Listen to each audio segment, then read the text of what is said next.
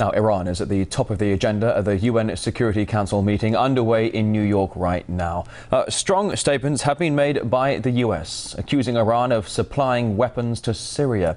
But Russia has criticized the US sanctions, calling them unilateral. For more on this, let's now talk to American lawyer and professor of international law at the Geneva School of Diplomacy, Dr. Alfred de Zayas, live in Geneva. Thank you for coming on RT today. Iran's economy and financial sector already under heavy sanctions from the US and the EU, who all the while claim Iran is pursuing nuclear weapons. What is the agenda here, do you think?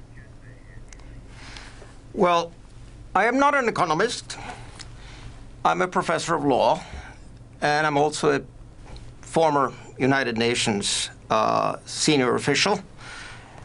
And I very much believe in the United Nations Charter and very much believe in the purposes and the principles of the organization, the most important one being peacekeeping and peacemaking.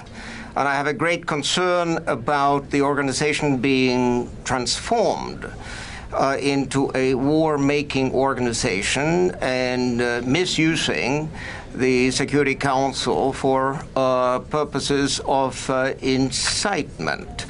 Well, I'm sorry, can you give us some examples of these purposes of incitement? Can you give us some examples, please? If you follow the media in Europe, in the United States, you see that we're gearing up for an attack, and we're trying to make an attack on Iran somehow plausible, somehow justifiable. Now, we know already from the experience in 2003, exactly 9 years ago, the war against Iraq commenced.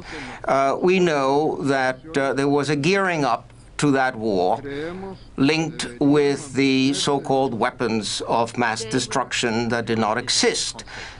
The United Nations was engaged in inspections.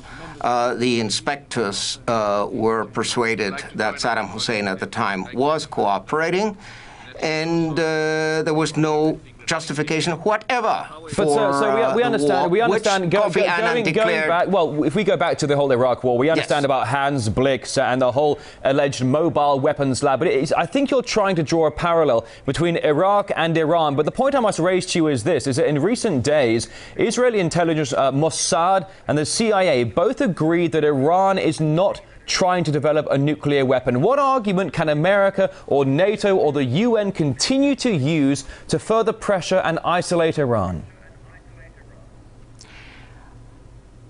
It is not for me to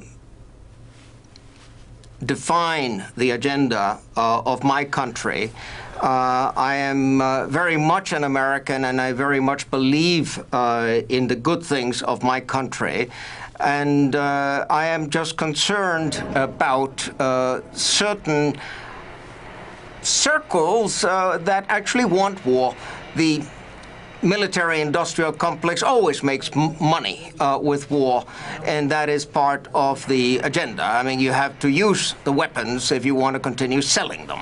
And as far as a war against Iraq or war against Iran is concerned, the area is already highly destabilized, and it would be a monstrous catastrophe if we were going to do that. But that is prohibited in Article 2, Paragraph 4 of the UN Charter. And Article 2, Paragraph 3 obliges us to negotiate, and to negotiate in good faith. So that is what the organization is there for. Are you saying when you talk about arguing and creating diplomacy in good faith, it seems to me that you're saying that when it comes to the UN, with its history with Iraq, Afghanistan, with NATO as well, with Libya, now looking at Syria, also looking at Iran, is there some sort of geopolitical, if not regional or global strategy being undertaken by the United Nations in New York?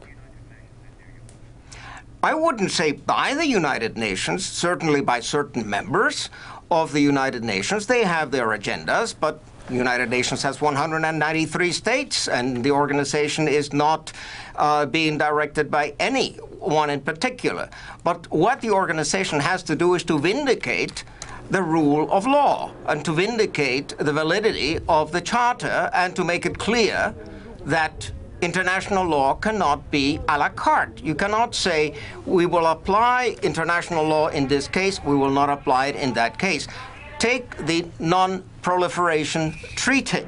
Article 4 guarantees the right of every state to have access to nuclear energy.